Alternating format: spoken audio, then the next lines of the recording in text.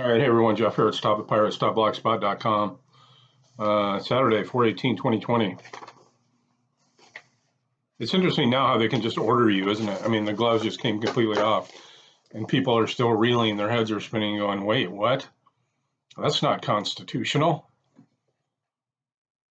That's unconstitutional. I want you to look that word up in a law dictionary, unconstitutional, and tell me if it fucking means anything at all. It doesn't. In order to have a constitution, you have to have a constitutor. And if you look up a constitutor, it's one who signs their debt over to another person. That's what the Constitution was. That's why they endorse it on the back like a check. It was an IOU. It's just, I mean, I could just go down so many freaking rabbit holes. But anyway, USA, and America. When the United States declared itself a municipal corporation, it also created what is known as a Sustacate Trust to function under by implementing the Federal Constitution of 1871 and incorporating the previous United States Constitution of 1787 and 1791 as amended as bylaws. Naturally, as the grantor of the trust, this empowered the United States government to change the terms of the trust at will. As evidence under the Federal Constitution of 1871, the 14th Amendment, the people of the United States, without their consent, were declared citizens, capital CITIZENS, and granted civil rights. These so-called civil rights are nothing more than mere privileges which government licenses, regulates, and can reinterpret to suit its purposes at any time for any reason. Hello, what's happening now? They just order you, you know, it's like, when did I join the military? Yes, sir, it's an order. I mean, it's quite literally what it is. We're like privates in their little army. And if you disobey an order, then you have to go to the military court, the court martial. This is exactly what it is. The federal corporate government also conveniently somehow forgot to disclose to the people that the term citizen, with which they made every living and breathing inhabitant a subject, was defined in law as a vessel engaged in commerce. In 1912, when the bonds that were keeping the U.S. government afloat and were owned by the bankers came due, the bankers refused to refinance the debt, and the colorable martial law rule Congress was compelled to pass the Federal Reserve Act of 1913. This act surrendered constitutional authority to create, control, and manage the entire money supply of the United States to a handful of private, mostly foreign bankers. This placed exclusive creation and control of the money within the private, commercial, foreign, and military jurisdiction of 1861 into corporate limited liability. America converted from United States notes to Federal Reserve notes, beginning with the passage of the Federal Reserve Act in 1913. Federal Reserve banks were incorporated in 1914, and in 1916 began to circulate their private corporate Federal Reserve notes as money alongside the nation's de jure currency, the United States notes, whereas the United States notes were actually warehouse receipts for deposits of gold and silver in a warehouse bank, thus representing wealth, substance, portable land, the money of sovereigns. The new fiat money, Federal Reserve notes, amounted to bills for that which was yet to be paid, i.e. for that which is owed. For the new benefit of being able to carry around the U.S. government debt instruments, Federal Reserve notes, in our wallets instead of gold certificates or silver certificates, we agreed to redeem the newly issued Federal Reserve notes in gold and also to pay interest for their use in gold only. Essentially, the Fed issued paper with pretty green ink on it, and we agreed to give them gold in exchange for the privilege of using it. And what they kind of leaves out here is in order to do that legally, they had to make all the U.S. citizens the enemy of the United States corporation. So legally, under letters of marque and seizure and capture, or whatever, they still do it today. It's asset forfeiture seizure. They can do that because we're the actual enemy of the government. This is a giant POW camp. And when you weren't born, I'm just going to leave that there, but this is why you want to file a UCC1 financing statement.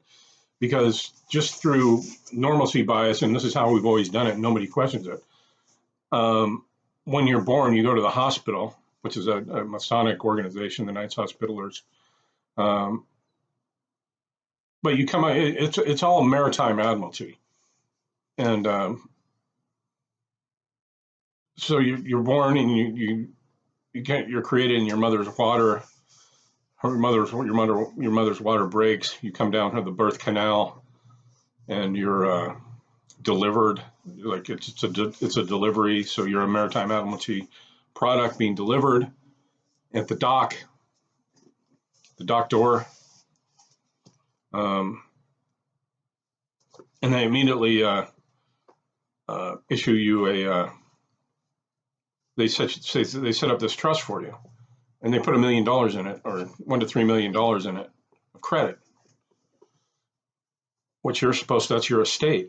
And then you sign over through the SS5 form, which now they give that to you as you're just came out of the womb. They give you your Social Security card. You set the IRS up as your power of attorney over this estate, your trust. And I'm just being very general here, but you get the gist of it. And your mother signs as a she doesn't use her married name if she is married. She uses her maiden name, which makes you a bastard child. And Congress is basically they're overseeing everybody's trusts, and everybody's broken down into counties and districts and everything. So, and that's your name in all capital letters. So it's like a giant orphanage. But what they never told you, and you still don't know today, is that when you're emancipated, when you turn 18 or 17, wherever what is in your state, you're supposed to notify them, hey, I'm no longer an invalid. I'm a grown-ass man or woman, and I want to control my estate. It's still theirs. I mean, they still set it up, but now you're not letting them control it anymore. You're going to control it. And you do this by filing a few documents with the Secretary of State.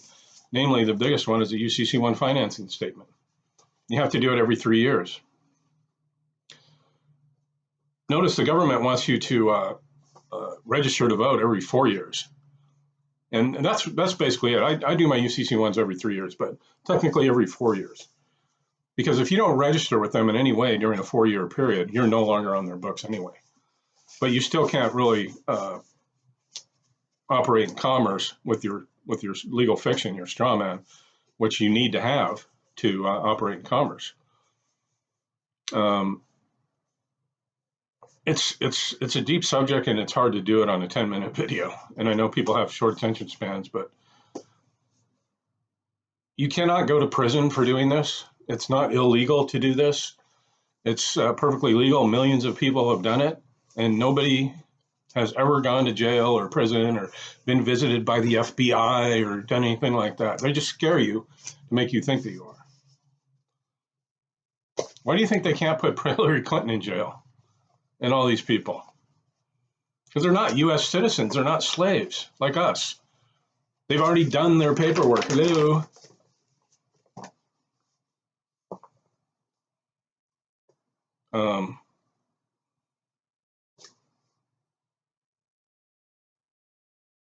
Yeah, it's, I mean, these bankers are very crafty. And you can't just sit around and go, oh, this is the way it is, the way they taught me in the public school system to be a debtor. It's just debtor training, Pavlovian debtor training. And, to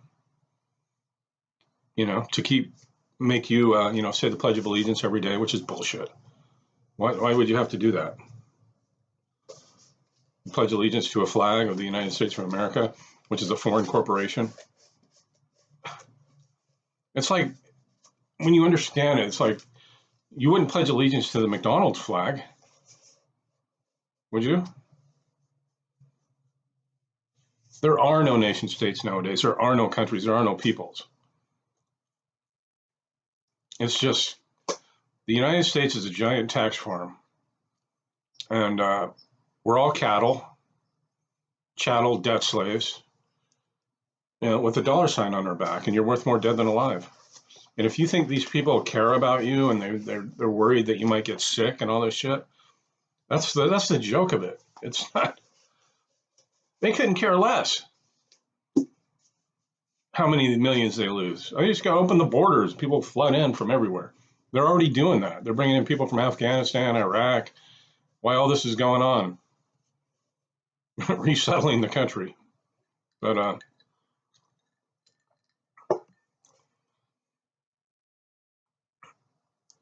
if you're going to have a problem with your mortgage if you have one, unfortunately. Because even if they do give you a forbearance, I mean, a forbearance just, puts your payments off till 3 months maybe. But at the end of the 3 months, they want those 3 payments. And there's no way people can do that. Nobody's getting their checks. Nobody's even able to sign up for unemployment because the websites are crashing. Which is amazing to me because everybody's at home right now, and you can certainly log on to Amazon.com and stream movies and videos and order all kinds of stuff and do whatever you need to do. See, Amazon and Google and Costco and Walmart, these are the nation states of the world today. Bill Gates, I mean, look at this, how this guy rolls. He's funding the World Health. I'm not going to get into it. I'll just get pissed off. This is not hard. You can do it all online, basically. Go to stopthepirates.blogspot.com. And because if it comes down to it, if they start rounding people up to go into the work brigades and the work camps, you don't want to be registered with them. You don't want to be in their system, owing them money. See, it's called first in line, first in time. You put a lien on your birth certificate for how much you want, $500 billion. And if anybody comes to lien you or try and extract credit out of your strawman trust account, they have to pay you your $500 billion first, or you're first in line. It's like the trail of the title on a house, right? If you're refinancing your house or you're buying a house and all of a sudden some weird thing comes up in the title where somebody has a mechanic's lien or something on your house, or some contractor you never paid, put a $500 lien on your house, which is, you'll find out how to do that too if you want to do something like that and take advantage of all these empty homes that are going to be around.